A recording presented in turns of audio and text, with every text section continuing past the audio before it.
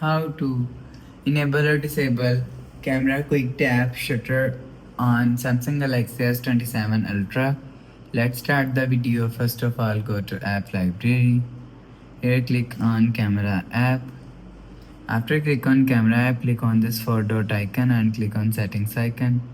Now in camera settings, scroll down and here showing you camera assistant. Click on camera assistant. After click on camera assistant, you will see here showing you quick tap shutter.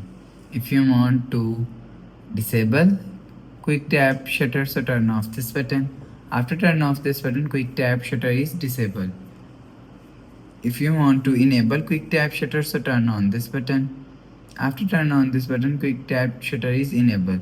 You will enable or disable quick tap shutter from here. After the process, go back to home screen. So that's how you can enable or disable camera quick tap shutter on Samsung Galaxy S27 Ultra. If you like the video, please subscribe. Thanks for watching.